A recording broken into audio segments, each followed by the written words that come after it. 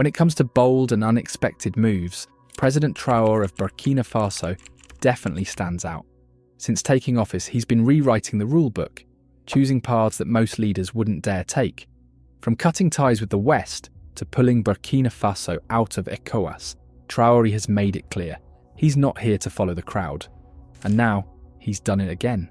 In his quest to make Burkina Faso self-sufficient in food production, Traoré has come up with a game-changing idea: turning prison inmates into farmers. Yep, you heard that right. Instead of spending their days locked away, prisoners are now working the fields, growing crops that could help feed the entire nation. But how exactly is this working? And what does it mean for Burkina Faso's economy? Let's break it down. Just last week, Edasso Rodrigue, Burkina Faso's Minister of Justice and Human Rights, visited Bapora Prison Centre. But this wasn't your typical prison tour. The facility has been transformed into a massive farming hub, with inmates hard at work cultivating wheat, maize and rice. The minister was clearly impressed. Standing before endless rows of crops, he shared his thoughts. This is the first time this facility has achieved such an incredible level of agricultural production. It's all thanks to the president's push for food self-sufficiency and the agricultural offensive led by the Ministry of Agriculture. The message is simple: Burkina Faso must grow what it eats and break free from the cycle of foreign aid. But hold on, there's more to this story. During his visit, the minister pointed out something big. Nearly 90% of Burkina Faso's population is made up of young people. But here's the problem. With the country struggling economically and facing security challenges, jobs are hard to come by. And when young people can't find work, some end up turning to crime just to survive. This has led to a spike in crime rates and, as you might guess, packed the prisons with more and more inmates. Now here's where things take a turn. Instead of letting these prisoners sit idle behind bars, President Traoré's government decided to flip the script. Why not turn prisons into something productive? The idea is simple but powerful. Most inmates are young and strong, people who could actually contribute to society if given the chance. So Traoré's administration launched a plan to turn some of these prisoners into farmers. But it's not just about growing food for Burkina Faso. It's about giving these inmates real skills, tools they can use to build a better life once they're released. If you are still watching this video, it means you love it. Why not take out a second and hit that like button? Have you done that? Let us move on. So how exactly does this system work? The Burkinabe government rolled out a new law that lets some prisoners trade time behind bars for time on the farm. It's a win-win deal. Inmates who choose to work in agriculture can actually shorten their sentences. For every month they spend working the fields, they get 3 months shaved off their time in prison. But it's not just about getting out early. This program is designed to teach inmates valuable skills while also helping them build discipline and responsibility, qualities that can help them stay on the right path once they're released. The goal? To lower the chances of them slipping back into crime. When the Minister of Justice visited Bapora Prison Centre, he found 80 inmates working full-time on the farm. And with the rainy season coming up, another 180 prisoners will join in to boost food production even more. To expand this initiative, the government is building a new detention centre with space for 500 inmates, designed specifically to train more prisoners in different areas of agriculture. And here's something really surprising. The inmates are fully on board. According to Zabila Sourdogo, the Director General of Bapora Prison Centre, the prisoners are so invested in the programme that they even take charge of guarding the fields themselves. And it's working. The inmates have already cultivated thriving crops of potatoes, maize and rice. Now think about it. How many African leaders have come up with ideas like this? It's a hard truth, but despite Africa's vast stretches of fertile land, the continent still struggles to feed its people. According to the 2022 Global Report on Food Crises, around 140 million Africans face acute food insecurity. That means about 1 in 5 people regularly go to bed hungry. The situation is even worse in regions torn by conflict and violence. When people are forced to flee their homes and abandon their farms for safety, food production takes a massive hit. Because of this, many African countries have become heavily dependent on foreign aid and imported food just to survive. And that's the painful part. Africa has everything it needs to feed itself: fertile land, a youthful population, and natural resources. So what's holding it back? The real issue lies in how agriculture is handled. Across the continent, farming is mostly done by small-scale, subsistence farmers using basic tools, growing just enough to feed their families. There's little focus on large-scale modern farming that could actually power food self-sufficiency. Africa produces a lot of food, but here's the problem: it's just not enough to feed its growing population. That's why so many countries on the continent end up importing tons of food every year. But why hasn't this changed? Well, one big issue is that many African governments haven't figured out how to turn small-scale, subsistence farmers into major food producers. These are farmers who mostly grow just enough to feed their own families, using basic tools and methods. Sure, governments often roll out shiny new agricultural programs, promising to boost farming and improve food production. But here's the catch: many of these projects either fizzle out halfway or never actually reach the farmers they're meant to help. And that's a missed opportunity because, with the right leadership, modern farming methods, and smart investments, Africa could not only feed itself, but even export food to the rest of the world. Why is this so important? Because Africa deserves to rewrite its story, moving away from the tired image of a continent always in need of help, and instead showing its strength, self-reliance, and potential. Someone who truly understood this was Thomas Sankara, the former president of Burkina Faso. He had a bold vision to make his country food self-sufficient, and he wasn't afraid to act on it. Sankara didn't wait for foreign aid or international approval. Instead, he focused on the land and the people. He launched aggressive farming programs, pushed for land redistribution, and encouraged Burkinabés to grow local crops like rice, maize, and millet, instead of relying on imports. He even took it a step further, calling the preference for imported food a form of imperialism. And guess what? His efforts paid off.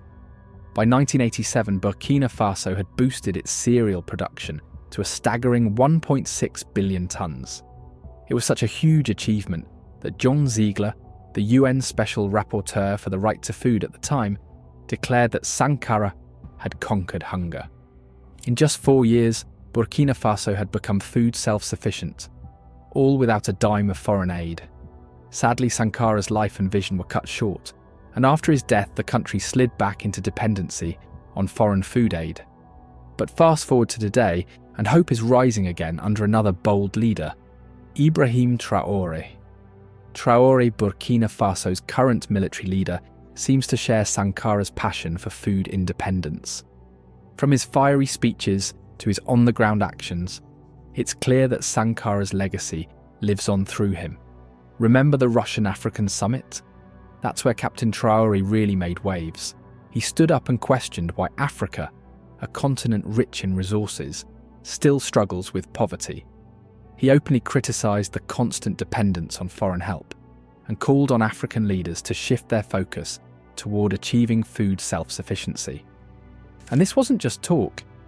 Traoré's administration launched 2 major agricultural programs in 2023, Operation Agro-Pastoral Offensive and the Presidential Initiative for Food Self-Sufficiency. These programs are designed to push Burkina Faso closer to Sankara's original dream, one where the country grows enough food for its people without having to rely on outside help. In February 2024, Burkina Faso took another bold step toward food security with a major project backed by the African Development Bank. The plan: strengthen the country's food production to shield it from global shocks, especially the ripple effects of Russia's invasion of Ukraine. The project, called the Emergency Project for Increasing Agricultural Production in Burkina Faso, came with serious funding, €38.4 million from the African Development Bank Group. This wasn't just about throwing money at the problem. It was about giving farmers the right tools to succeed. Part of the plan includes distributing nearly 9,000 tons of climate-adapted seeds to 330,000 farmers. These aren't just any seeds. They're designed to withstand harsh weather conditions, helping farmers grow more maize, rice, soya, cowpea, sorghum, and wheat. If all goes according to plan, Burkina Faso's rice production is expected to jump by 430,000 tons, and maize by 707,000 tonnes. That's a game changer for a country working hard to become food self-sufficient. But here's the cool part. This project isn't starting from scratch. It builds on Traoré's Operation Agro-Pastoral Offensive, launched the year before, which has already started showing results. Rice production climbed from 280,000 metric tonnes to 326,000 metric tonnes in 2024.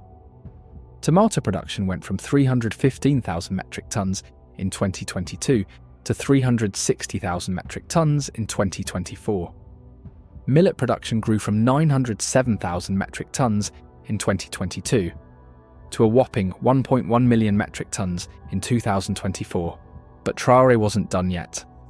In March 2024, he took things up a notch by rolling out farming equipment and agricultural inputs worth over 78 billion CFA francs to local producers. This wasn't just about farming, it was about transforming agriculture into a powerful economic engine. The equipment wasn't limited to crop farmers, it also supported livestock, fisheries, and agro-pastoral sectors. What made this distribution stand out was its sheer scale.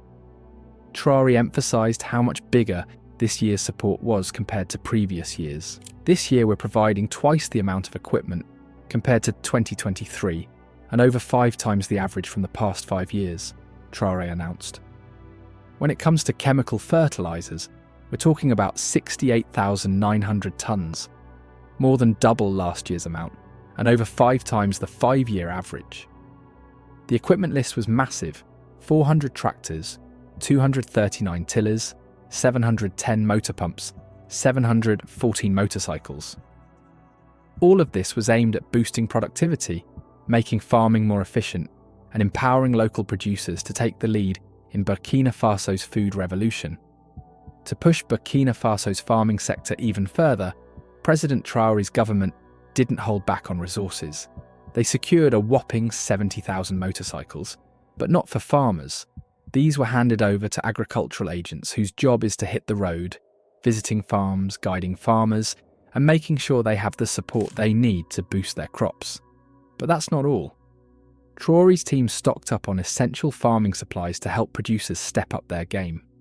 10,000 tonnes of fish feed, nearly 69,000 tonnes of fertilisers, 10,000 litres of plant protection products, 18,000 tonnes of plant seeds, 2,300 tonnes of fodder seeds, 10,000 tonnes of concentrated livestock feed.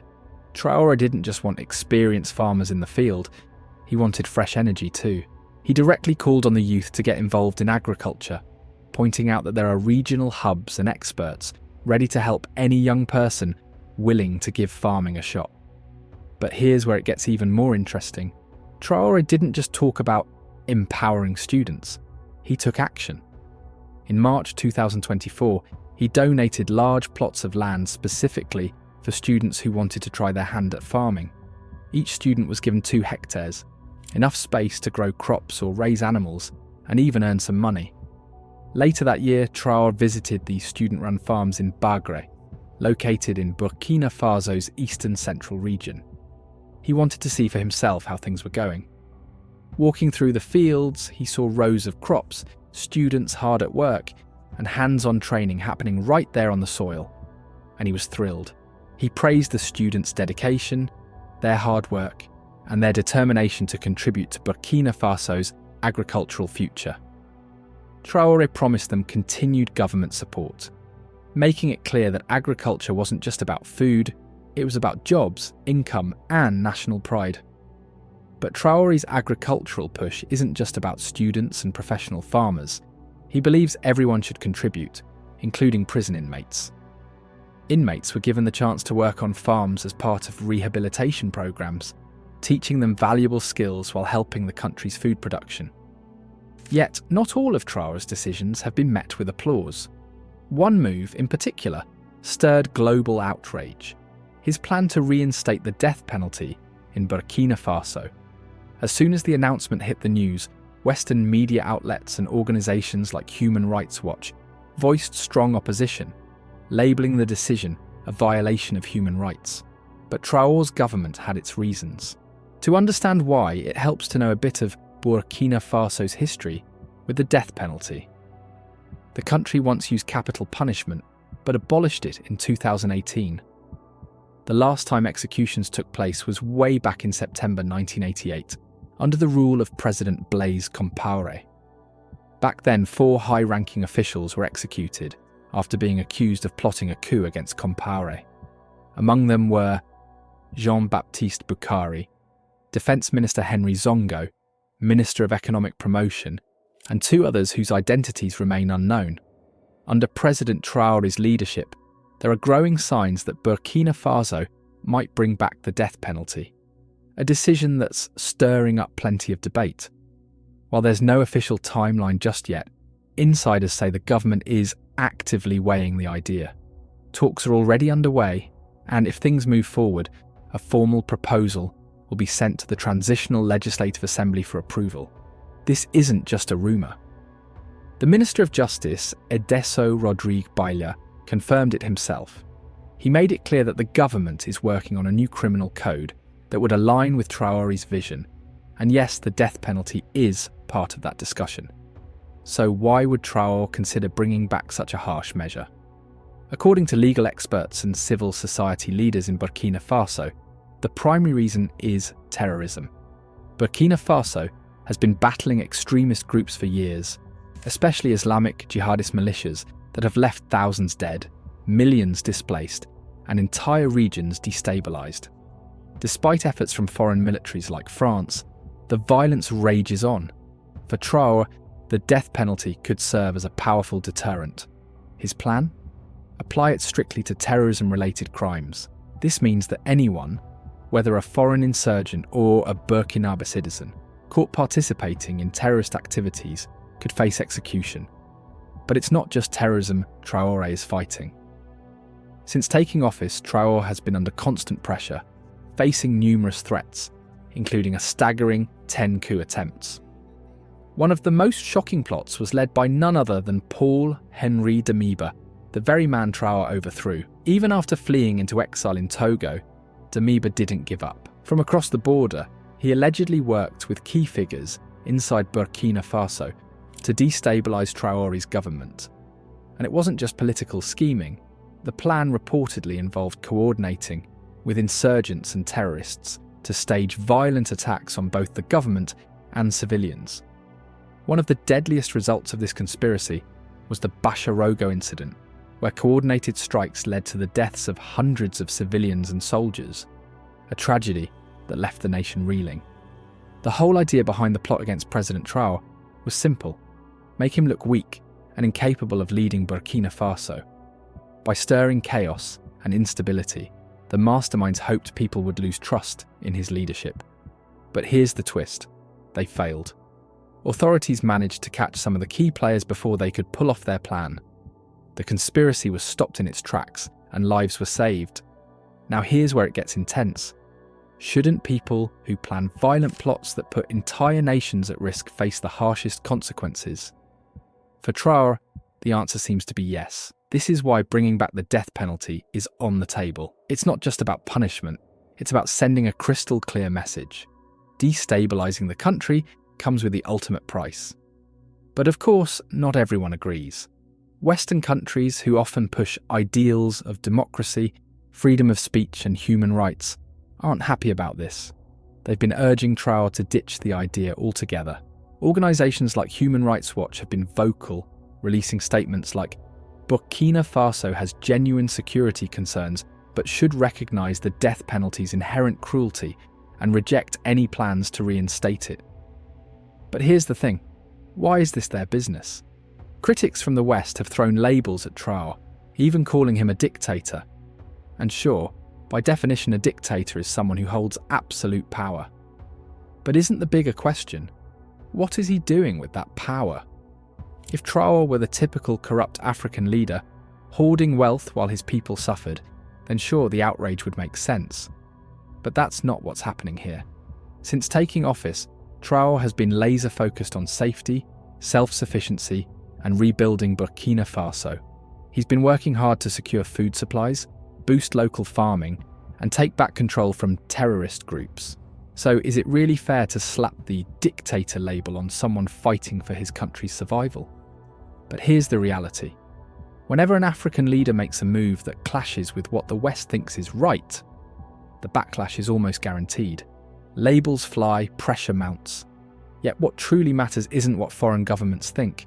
It's what the people of Burkina Faso believe. And right now, many of them stand firmly behind Traoré.